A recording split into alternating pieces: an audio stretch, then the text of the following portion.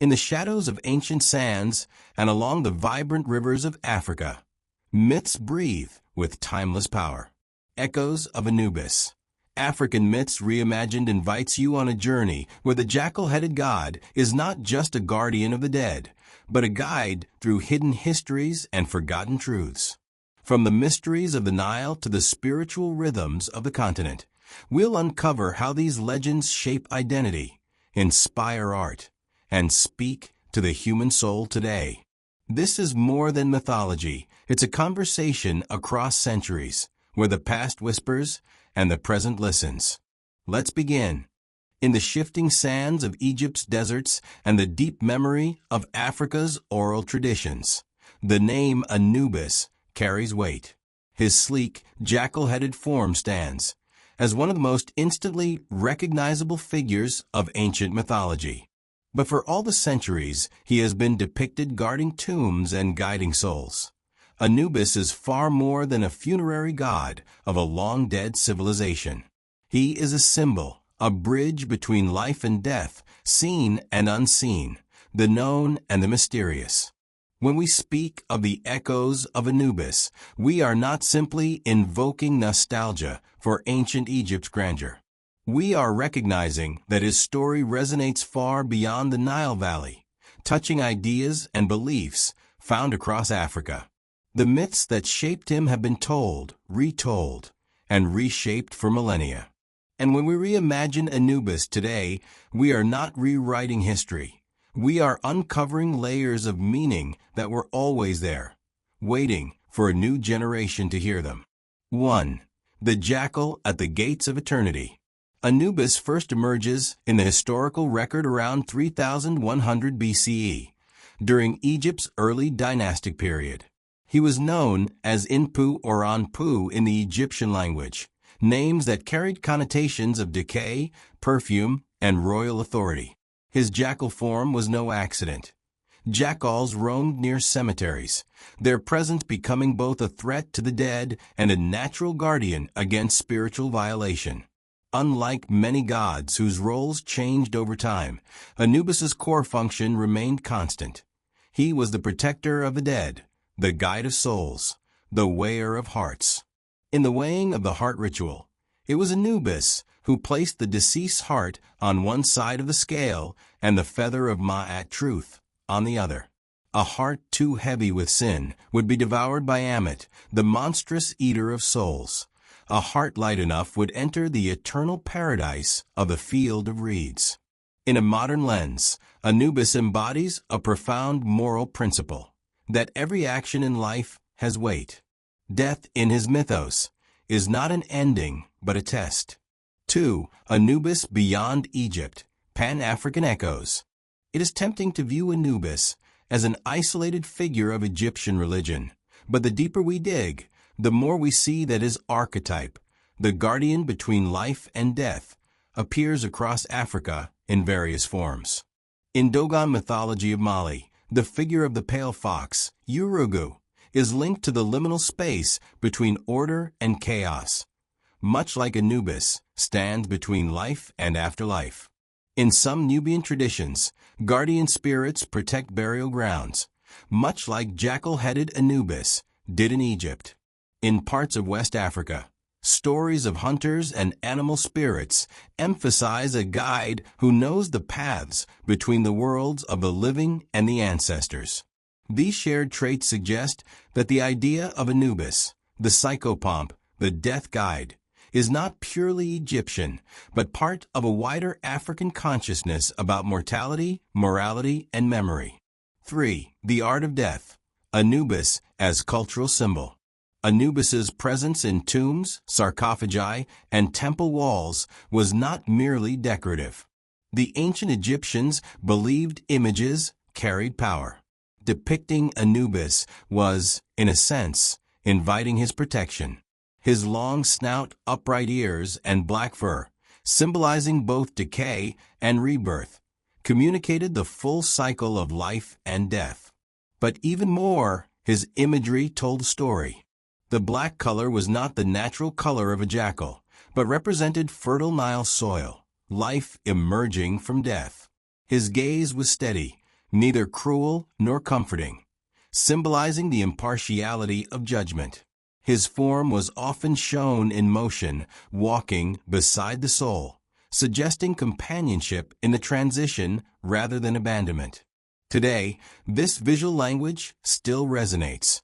In modern African art, Anubis appears in street murals, sculptures, and fashion, reinterpreted not as a relic, but as a living motif of resilience, transformation, and cultural pride.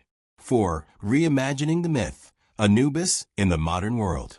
To reimagine Anubis is to allow his ancient symbolism to speak into our contemporary challenges.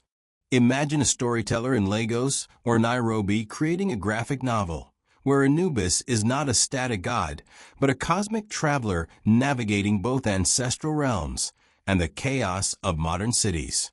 In this reimagining, he might guide lost souls of migrants who died crossing deserts or seas, stand at the threshold of cultural identity, weighing not just hearts, but truths distorted by colonial history, protect sacred lands from exploitation, acting as a spiritual guardian against forces that would strip them bare. This is not sacrilege, it is myth's natural evolution. Myths are living stories, and every generation must find its own reflection in them. In this light, Anubis is not just Egyptian heritage, he is African heritage, global heritage, and a reminder that death is not the enemy, but part of a greater cycle. 5. The psychological dimension. Why Anubis still speaks. On a psychological level, Anubis embodies what Carl Jung would call the psychopomp archetype, the guide of souls, the mediator between conscious and unconscious realms. In dreams and myths, this figure often appears when we are facing profound change, loss, or personal transformation. When modern Africans and members of the diaspora engage with Anubis, they may not literally believe in him as a god, but they may still find in him a guide through grief, a symbolic companion for mourning loved ones, a moral compass, a reminder that actions matter, that the weighing of the heart is ongoing, a connection to ancestry, a tangible link to a time before colonial disruption, when African cosmologies held their own unbroken authority. Anubis's enduring relevance is proof that we still need guardians at our thresholds, not to keep us out, but to help us cross over with dignity. 6. Myth as resistance. In a world where African histories have often been distorted or erased, reimagining Anubis is also an act of resistance. For centuries, Western interpretations of Egyptian mythology stripped it from its African context, portraying it as something exotic and separate from the rest of the continent. By reclaiming Anubis as part of Africa's shared spiritual heritage, we resist this fragmentation.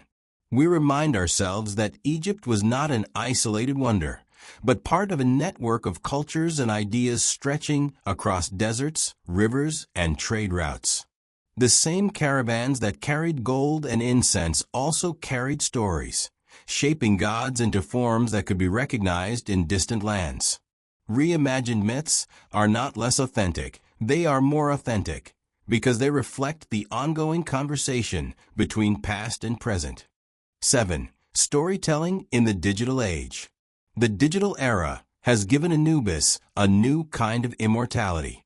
On social media, artists from Johannesburg to Accra remix his image with Afro-futurist aesthetics, combining jackal-heads with cybernetic armor, or placing him in neon-lit cities of the future. YouTube storytellers weave his myths into animations and short films, blending ancient hieroglyphics with contemporary beats. TikTok creators perform microdramas, where Anubis answers questions about the afterlife with humor and wisdom. These reimaginings are not frivolous. They are mythological survival strategies. By putting Anubis in conversation with our current realities, we ensure he remains a cultural guide for the next generation. 8. The spiritual invitation. Ultimately, the Echoes of Anubis are not about nostalgia. They are about an invitation. His myth asks us to face mortality without fear, live with integrity, knowing our hearts are weighed daily by the unseen, honor our ancestors, not only in rituals, but in the way we live our lives. Recognize that the boundary between life and death is not a wall, but a threshold. In African cosmologies, death often leads not to oblivion, but to transformation. Anubis is the one who walks with you through that transformation, ensuring you do not lose your way. 9. Anubis in the global imagination. While his African roots are undeniable, Anubis has found his way into the global mythological imagination. He appears in video games, novels, movies, and even comic books. The risk here is that his image can be stripped of its meaning, reduced to a cool aesthetic without the cultural depth. This is why reimagining matters. If the modern world is going to borrow Anubis, it should also borrow his values: justice, balance, truth, and guidance. Without these, the jackal's head is only a mask. 10. Closing the circle. To hear the echoes of Anubis is to stand in the middle of a vast story. Behind you lies the grandeur of ancient temples, the chants of priests, the shimmer of the Nile at sunset. Ahead of you lies a future where African myths are not museum pieces, but living voices, speaking into art, politics, spirituality, and personal identity. Anubis is not calling us back to the past. He is calling us to carry the past forward. He is the shadow at the edge of our vision, the steady guide at the world's thresholds, the reminder that death is not the end, but the beginning of a new chapter. When we let the echoes of Anubis guide us, myths as living rivers. When we let the echoes of Anubis guide us, we discover that myths are not fragile relics to be preserved in glass cases. They are rivers. They flow, they shift, they carve new paths through time. And like the Nile that gave birth to his earliest stories, Anubis's myth nourishes all who drink from it, whether they come as historians, artists, believers, or simply seekers of truth. This statement is more than poetic. It is a map for how to approach mythology itself. It challenges us to stop treating myths as brittle artifacts, frozen in the past, and instead see them as dynamic forces that adapt, renew, and reshape our understanding of life. And Anubis, the jackal-headed guide of souls, becomes our perfect companion in this journey, because his very nature is about crossing boundaries, moving between realms, and guiding us through transitions. 1. Myths are not museums. The common modern mistake is to treat myths like museum pieces. We place them in carefully lit glass cases, annotate them with dates and interpretations, and then keep them at a safe distance. They are to be observed, not lived. This is where the metaphor of the river disrupts that thinking. A river is not static. It is always in motion. If you step into it twice, you are not stepping into the same water. It has already flowed downstream, carrying with it silt, life, and memory. Anubis's myth is a perfect example. The Egyptians of the Old Kingdom saw him one way, the primary god of the dead. By the New Kingdom, his role shifted as Osiris took center stage, yet Anubis still acted as the embalmer and the judge's assistant. In Coptic Christian Egypt, traces of his image still appear as symbolic guardianship. In modern African art, he may appear as an Afrofuturist figure in armor, standing over a digital cityscape. The myth moves like water, finding new channels without losing its source. 2. The Nile as the first teacher. The choice of the Nile as the metaphor's anchor is no coincidence. The Nile was the lifeblood of ancient Egypt, its floods both feared and revered, its currents carrying not only water, but ideas, trade, and stories. For the Egyptians, the Nile's seasonal rhythms were like the rhythms of life and death. Inundation, the river floods, covering the land in fertile silt, much like the spiritual renewal after death. Emergence. The waters recede, crops grow, and life returns, mirroring the soul's emergence into the afterlife. Drought. The waiting season, where survival depends on the wisdom stored from past abundance, like the moral preparation for one's judgment in the Hall of Ma'at. Anubis's myth draws from this same logic. He is the one who knows the cycles, who can walk through the drought of death and lead you to the fertile fields beyond. Just as the Nile was never just water, Anubis is never just a god of the dead. He is the current that carries you through transformation. 3. The flow of myth through time. If myths are rivers, they will inevitably change course. A story may dry up in one region and reappear in another, fed by underground springs of memory and cultural need. For example, in pharaonic Egypt, Anubis is depicted as a divine embalmer, intimately involved in mummification. In Nubia, his traits blend with local spiritual guardians of graves and holy places. In modern African diaspora art, Anubis sometimes takes on roles as a protector against injustice or a figure of resistance against cultural erasure. In global pop culture, he appears in films, video games, and graphic novels, not always with theological accuracy, but still carrying traces of his original authority. Every time Anubis appears, his form shifts slightly, like a river carving a new bend. The important thing is not whether his appearance matches the original, but whether the current of meaning still flows. 4. Drinking from the river. 4 types of seekers. The metaphor also names 4 kinds of people who drink from the myth of Anubis: historians, artists, believers, and seekers of truth. Each approaches the river differently. A. Historians. Historians study the source, where the river began, how it moved, and what shaped its course. They examine the earliest depictions of Anubis, trace his linguistic evolution from Inpu to the Greek Anubis, and reconstruct the rituals in which he played a role. For them, drinking from the river means preserving its origin story, understanding the cultural landscape it flowed through. B. Artists. Artists stand at the riverbank, looking for reflections.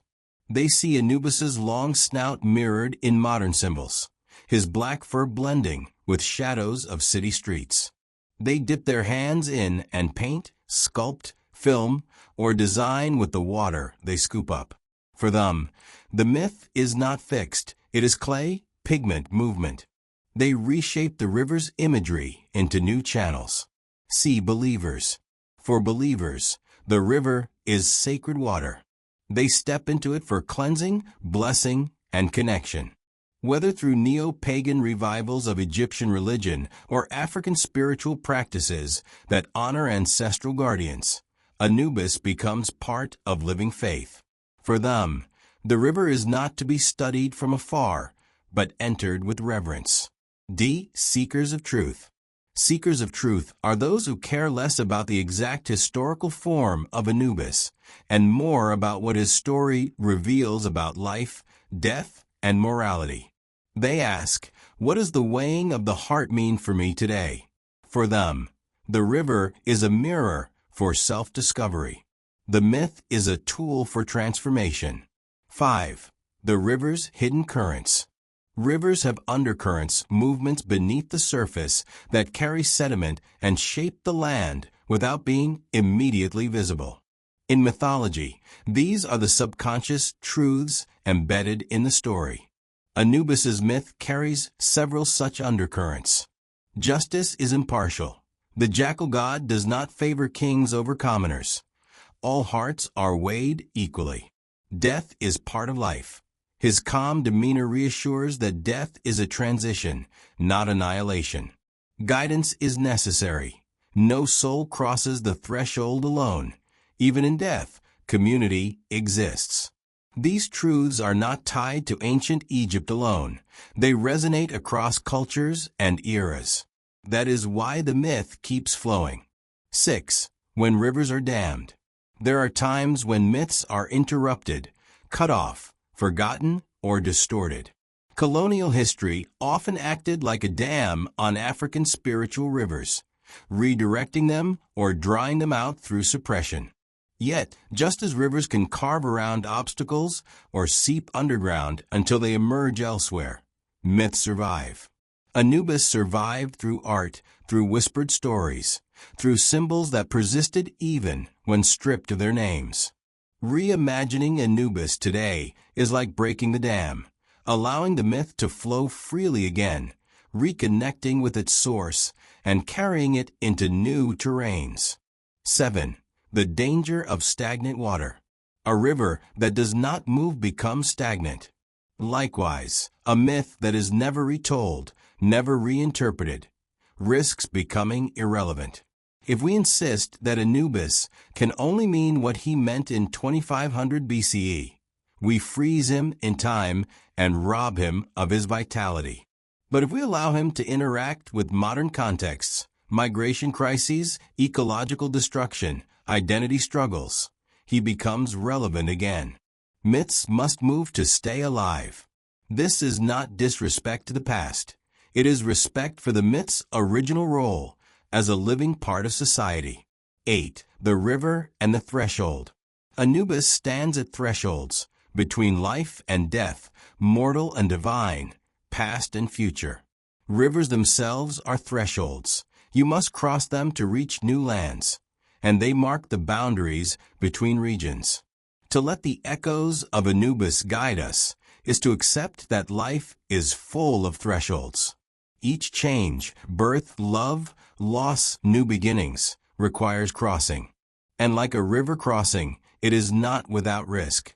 Anubis's myth teaches that you do not have to cross alone, and that what waits on the other side is shaped by the heart you carry. 9. Carrying the water forward. When you drink from a river, you take part of it with you. Myths work the same way. Once you let them in, they shape how you see the world.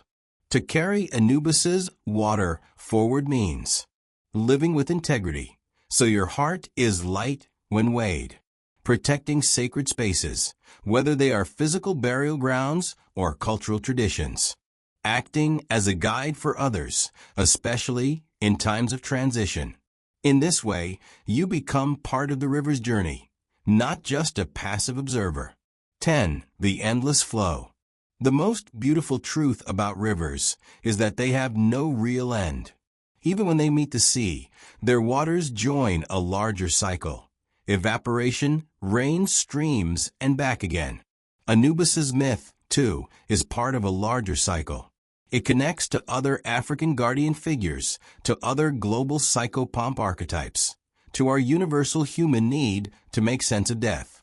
The echoes of Anubis are not bound to one culture or century. They flow into every place where people ask, what happens when we die? Who will guide me? How should I live so I am ready? When we let the echoes of Anubis guide us, we step into a river older than history. We feel its currents pull us toward questions we might have been avoiding. We see its waters reflecting both the stars above and the depths below.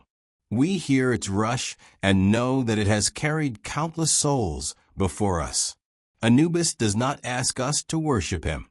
He asks us to walk with him, to listen to the flow of the story, and to remember that every ending is just a bend in the river. And as long as we keep telling his story, as long as historians trace its source, artists reshape its images, believers honor its sacredness, and seekers drink from its wisdom, the river will keep flowing. The Nile will rise again. The jackal will walk the banks, and the myth will nourish all who thirst for truth. The echoes of Anubis remind us that myths are never truly dead. They walk beside us, shaping how we see life, death, and the journey in between. Echoes of Anubis. African Myths Reimagined is more than a look at the past. It's an invitation to carry these stories forward, to let them breathe in our art, our dreams, and our communities. If these tales stirred something within you, share them, speak them, and keep them alive. Don't forget to like, subscribe, and join us for more journeys into the world where legend and life meet. Until next time, keep listening to the echoes.